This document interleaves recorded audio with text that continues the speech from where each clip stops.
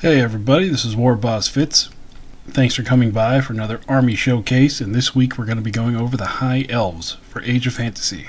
Now I'm recording on the 4th of July, so you might hear some bangs and booms and pops in the background. Happy 4th of July to all of my American viewers. Hopefully you all still have your fingers.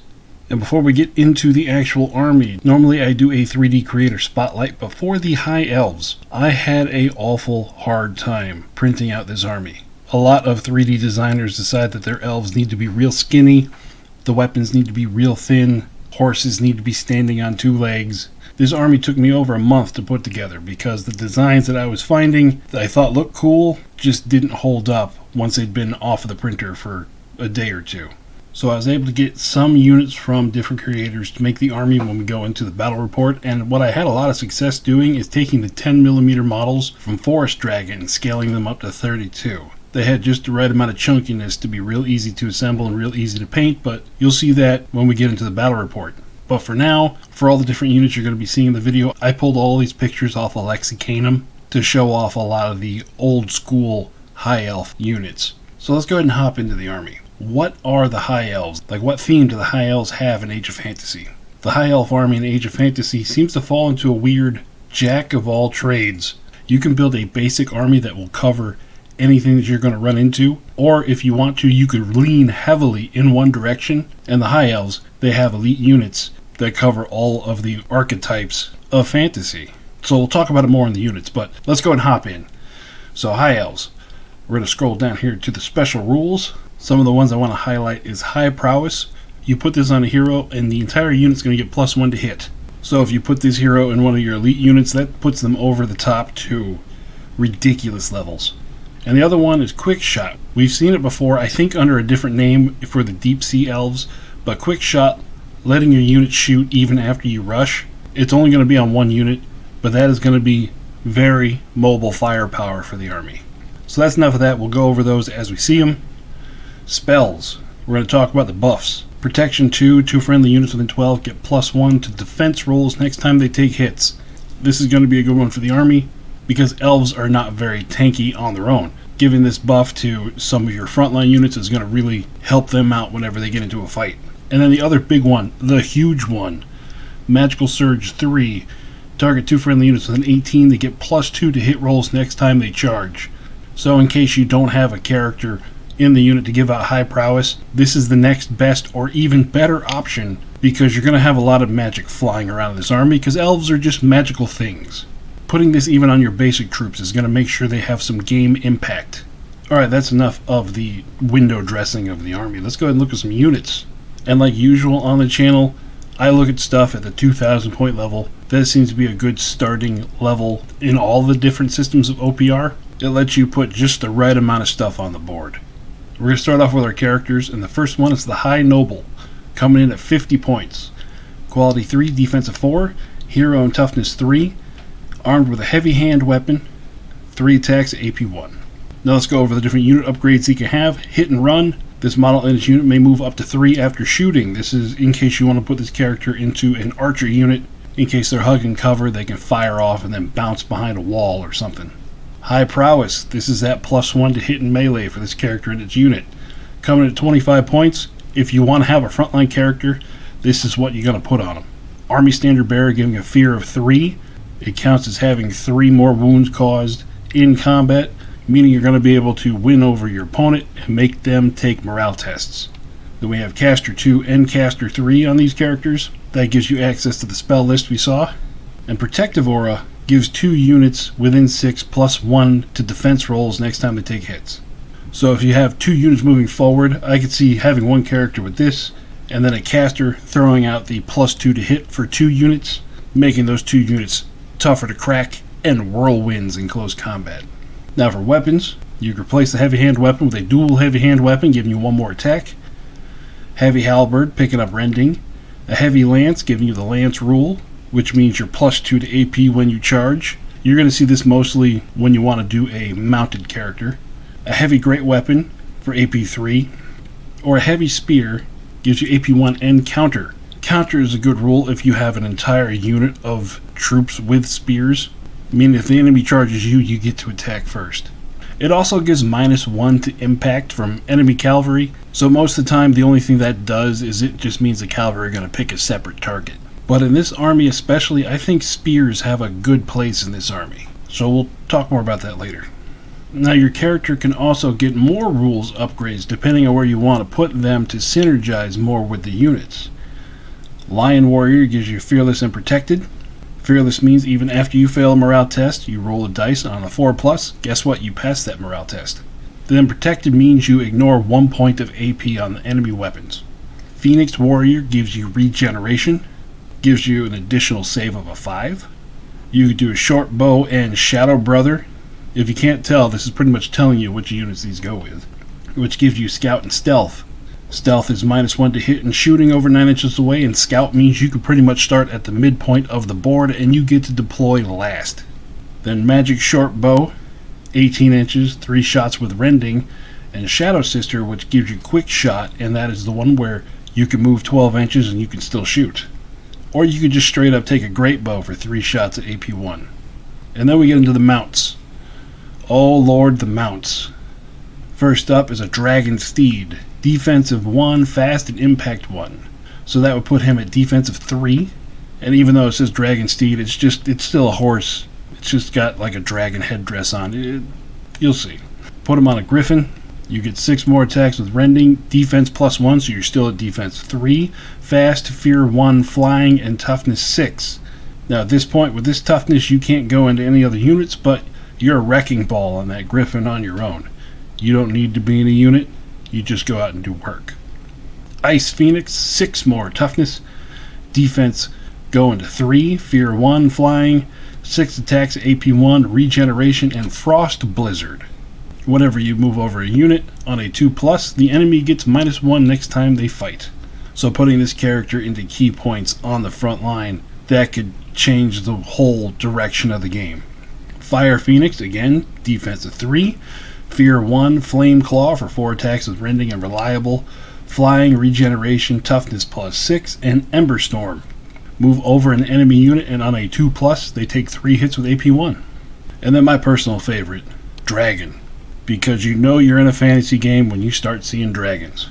Overall, it gets 10 attacks at AP1, a breath attack where you can just turn to somebody within 6 inches, and on a 2+ they take 1 hit with Blast 3 and AP1. Defense goes up to 3, fear 2, flying, and toughness 12, meaning you're going to be toughness 15 overall.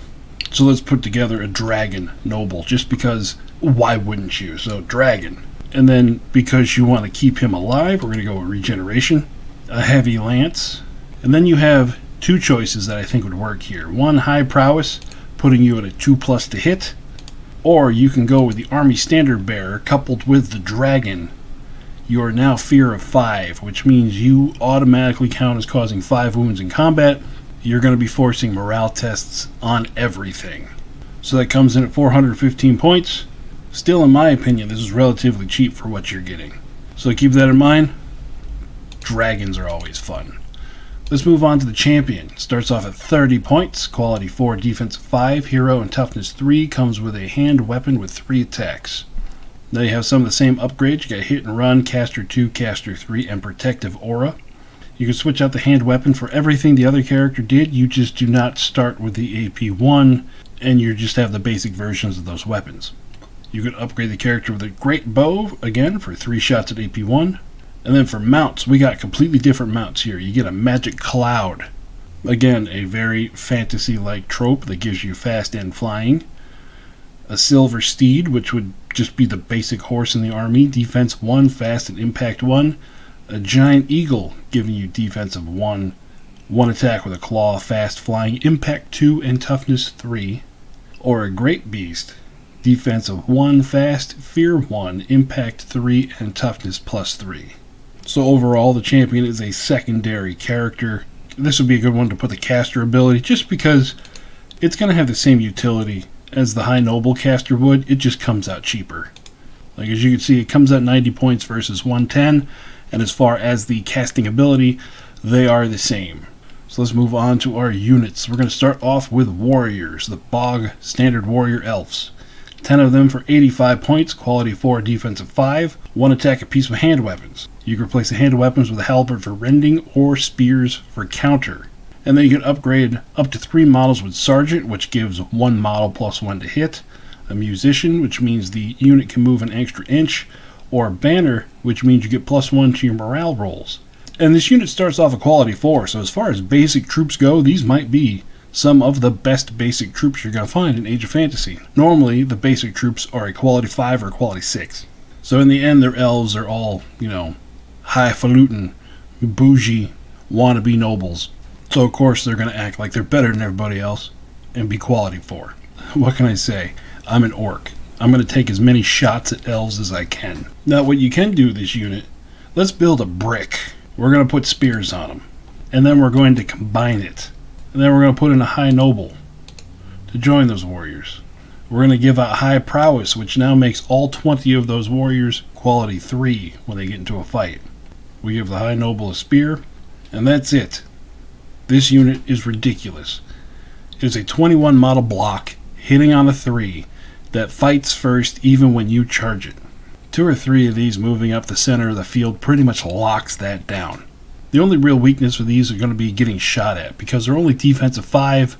They're not very tough. In comparison to how offensive they are, their defense kind of falls by the wayside. But even when their numbers get low, the high noble with a quality 3, you're going to pass most of your morale tests anyways. So as far as basic troops go, they're a good solid choice. Next we come to our first elite option, which is the Weapon Masters. 5 of them for 80 points. Quality 3, defensive 4. They all come with great weapons with 1 attack at AP 2. You can replace the great weapons to give them dual hand weapons for 5 more points.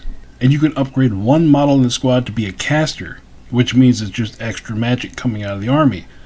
Caster 1 isn't that great, but what you could do is your other casters walking around, you could take your 1 casting power and just hand it to one of the bigger casters to give them pluses to pull the spell off.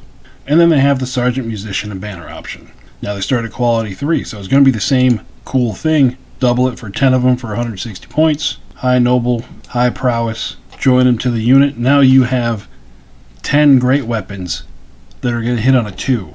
So if you want an army that starts to lean into the elite close combat, this is your first option. Let's go ahead and look at the next one. Phoenix Warriors.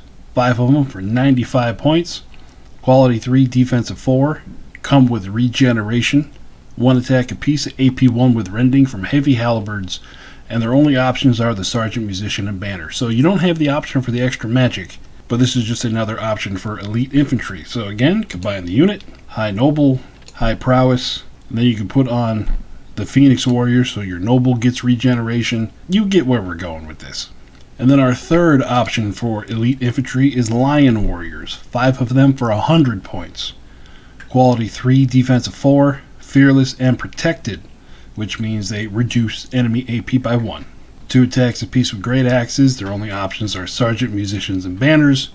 Again, you could go with the whole Noble thing. So let's put in a base of elite stuff here, just to show what you could pull off. So here's all 3 of our elite options. 720 points for this. You have 10 Weapon Masters and a Noble, all hitting on 2s with great weapons. You have 10 Phoenix Warriors and a Noble, all hitting on 2s with rending AP1 halberds. Or you have 10 Lion Warriors with a Noble, putting out 20 basic attacks, 4 at AP1, all hitting on 2s.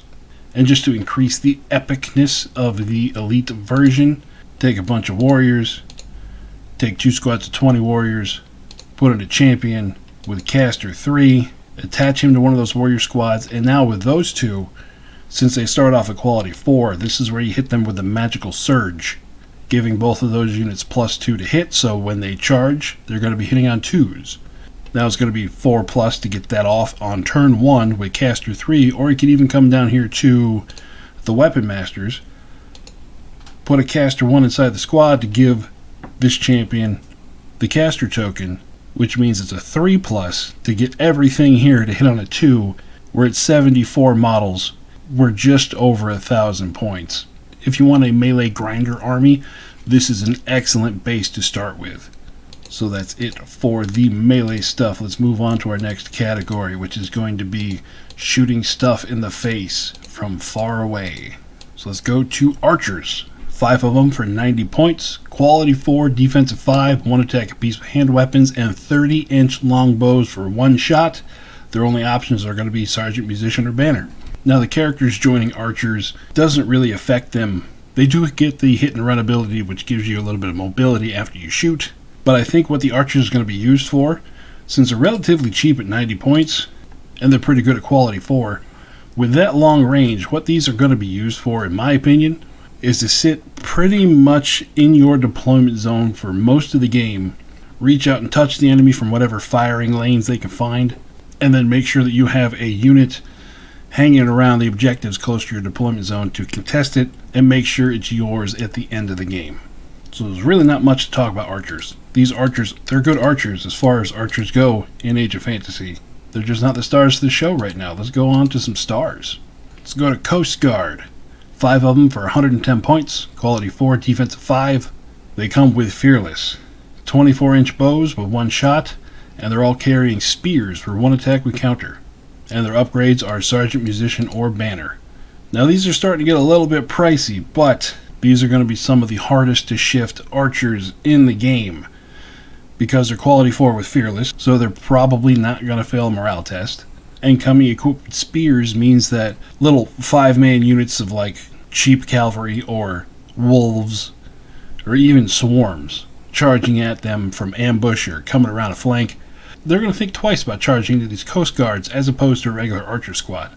Because hitting on a 4 with counter, there's a chance that the enemy could lose quite a few of that unit. And those units tend to have really bad quality for their own morale tests.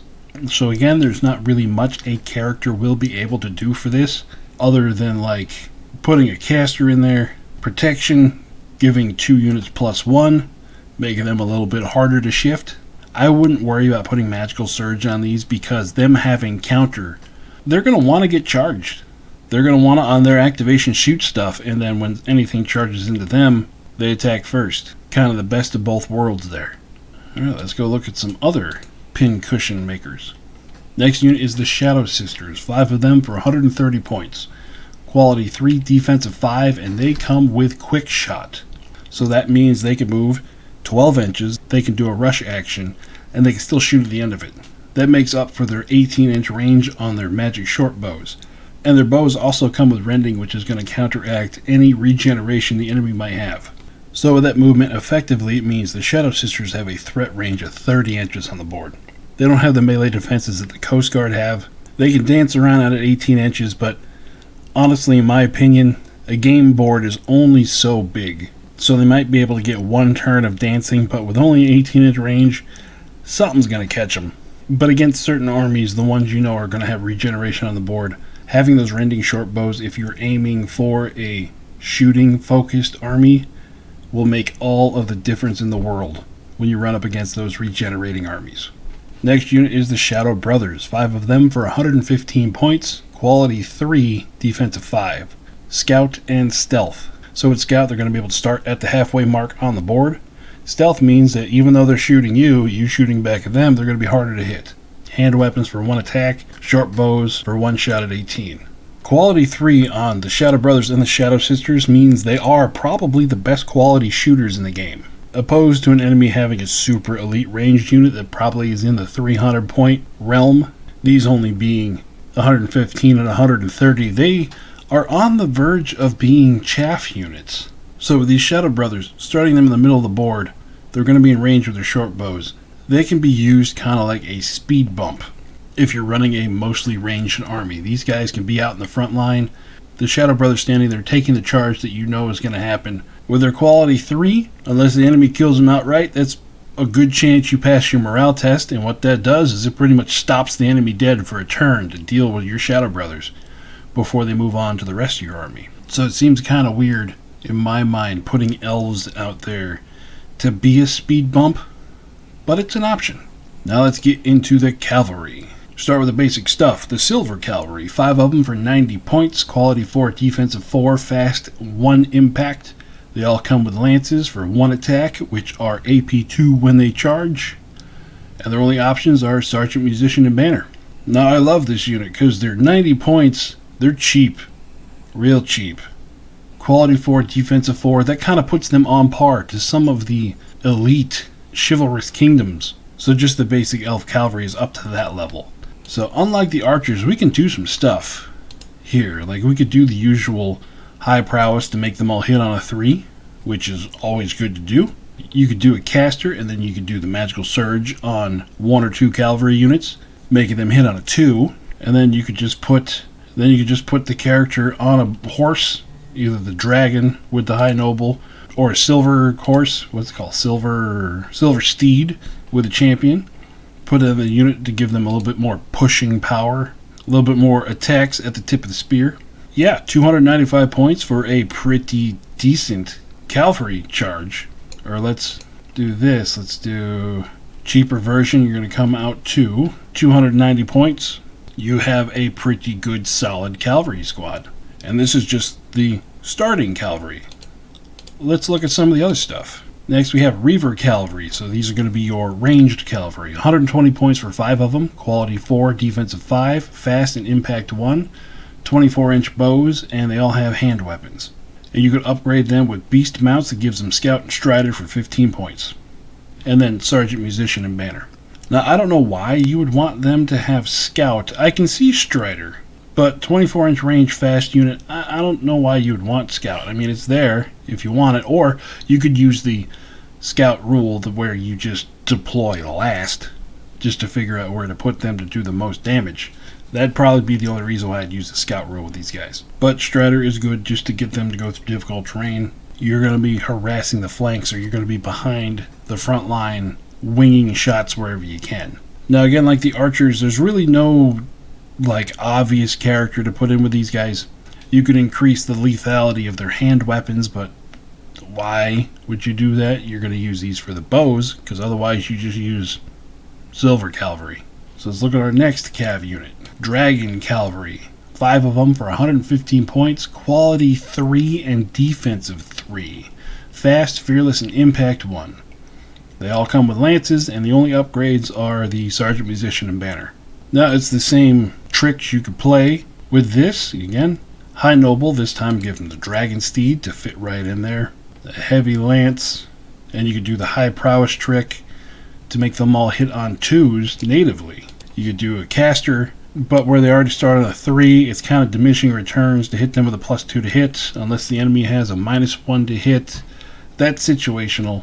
You could even, if you really want to make them tanks, you could do protective aura. You can give this squad an additional squad +1 to defense, making your cavalry quality 3, defensive 2.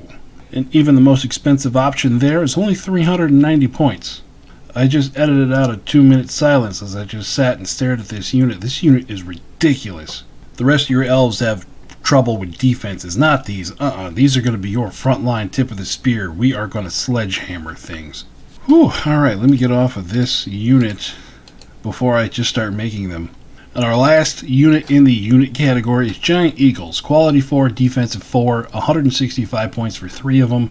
Fast, flying, impact 2, toughness 3. They only have 2 attacks in close combat, and they have no upgrades. This unit, in my opinion, it's a miss. Everything else has been so good so far. Only having 2 attacks apiece. True, you do have impact 2, so potentially this squad, when they charge, it's going to do 12 hits. If there's some AP on it, this could be a good unit, but just basically on its own right now with just no AP attacks, I wouldn't even worry about putting this in your army. Unless you got a bird thing. I don't know. Speaking of bird things, our first monster, an Ice Phoenix.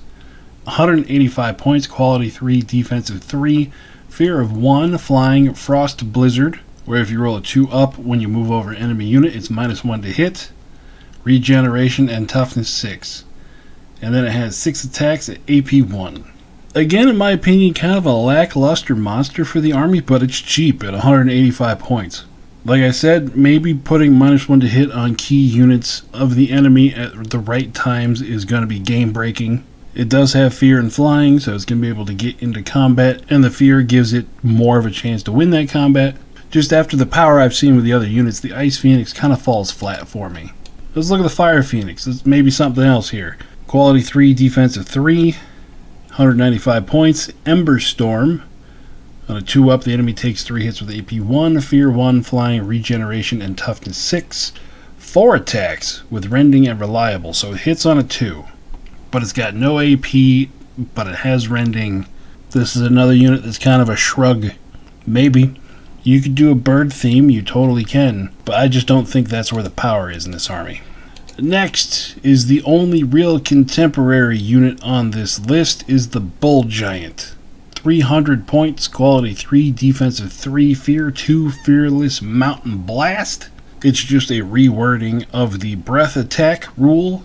2+ enemy within 6 takes a blast 3 and AP 1 hit, and toughness 12. Comes with a great hammer for 6 attacks at AP 2 and stomp for 4 attacks at AP 1, and the option is you could switch out the one hammer with a dual hammer. That'll give you 12 attacks overall at AP 1. So compared to the birds, I like the Bull Giant. Given that dual hammer, just having a ton of attacks, 12 attacks at AP 1, it's going to be doing a whole lot of damage out there. Fear of 2, it's going to win its combat. Even if it doesn't, quality 3 with fearless, it's not going to run away. Defense 3 with 12 toughness is going to be hard to chew through.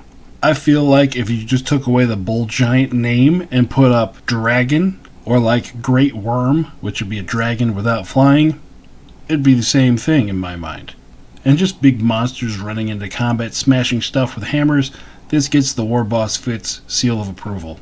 Next is the War Chariot. Now, you all have heard me say in the past I don't like chariots, so that's an automatic demerit from this unit. I don't even know what it does yet. 110 points, quality 4, defensive 3, fast, impact 4, and toughness 6. 2 attacks with lance and 2 attacks with hooves. And you can replace the spears with bows, giving it 6 shots at 24 inches. So just looking at its combat potential, even though it has impact 4, for close combat, it's a loser. But you put on that bow crew, that's 6 shots at 24. Let's look up here. Let's put it next to archers. So 90 versus 150. The chariot can go faster with fast. It has 6 wounds versus 5. It's got 6-inch less range, but the difference between 30 and 24 on a fast platform is negligible, and the defense goes from a 5 to a 3. The War Chariot with the bow crew, I don't hate it. I don't hate it nearly as much as I hate the spear crew. I just, 2 lances versus 6 shots. If you're going for a ranged army, the War Chariot with a bow crew, it's a pretty decent choice. And for a last gasp of something you absolutely need to take an objective with, I mean, it's not terrible. You could charge it into combat, your 4 impacts with 2 hoof attacks, like on a turn 4 deal. Yeah, I can see myself doing that. That's 150 points. It's cheap. Next is Eagle Chariot. 125 points to start with. Quality 4, defensive 3. It's the same thing except this one flies. Ooh, but look, you can do the bow crew, but you could also do a mini bolt thrower. 2 shots, AP 2, deadly 3. And this is the first deadly that we've seen in the army. So just on that alone, 185 points for a fast, deadly weapon. Again, I'm going to say this is a solid choice. If you're making a ranged army, or if you're going with that weird bird theme that we've seen, absolutely. It's one of those units that's just real cut and dry. You look at it, you can tell what it's supposed to do. Okay, cool. And our last vehicle/monster is the Lion Chariot. 170 points, quality 3, defensive 3, fast, fear 1, fearless, impact 2, protected, and toughness 6. 2 attacks at AP 1 and 4 attacks at AP nothing. Again, it's a melee only chariot. My mind instantly wants to say I hate it. Let's find its good qualities. It has protected, so in theory it's like defensive 2. Fear of 1, fearless with quality 3, it's not going to break. Its offensive output is not good. I just wish, like, if there was a 1 in this column right here, I would say it's decent. But what this unit is going to be, in my mind, what this unit is a plug. You got your front lines. Your front lines are going to smash into each other. You charge this into something that you just want to hold. Because that defense 3 with protected and toughness 6, it's going to stop most things. Most basic units. Stuff that's not made for killing monsters. Things that don't have like AP2 or AP3. This is going to hold them for at least a turn. So for that, yes, I can see it having some utility there. Alright, moving on. Our last unit is the High Elf Artillery. 105 points, quality 4, defensive 5, entrenched, immobile, and toughness 3. Immobile means you can't move it. Entrenched means when the enemy's over 9 inches away, it's -2 to hit. So it's like stealth plus. 3 attacks with the crew, and it has a repeater bolt thrower for 6 shots at AP 1 to 30 inches, and you can replace that with a light bolt thrower, 1 shot at AP 3 with deadly 6. So there's no in between. It's either a whole bunch of little shots or one get off my lawn shot. Now normally in this situation I would say take the mini shots at AP 1 because you're only quality 4. You're going to actually get some hits with this, and if you go with a light bolt thrower, you're probably always going to roll that 1 to 3, because that's just the way the world works. You need to make 1 die roll, you're going to fail it every time. But just having that deadly 6 in that column means that this is something the enemy is going to have to think about. Like if the enemy brings a single giant or a single, I don't know, monster, or even one of the chariots we've seen, even in this army list, this could one-shot it. So just the psychological effect of having this thing on the board. And for 115 points, I mean, just having one and putting it on the board and just watch the enemy put all of his monsters and stuff on the other side of the board, I mean, it could be worth it. So again, if you want to do actual damage in the game, I'd go repeater bolt thrower. But if you want to, look at your enemy with a troll face, take the light bolt thrower. And then for actual, monster killing, I would do the eagle chariot with the mini bolt thrower.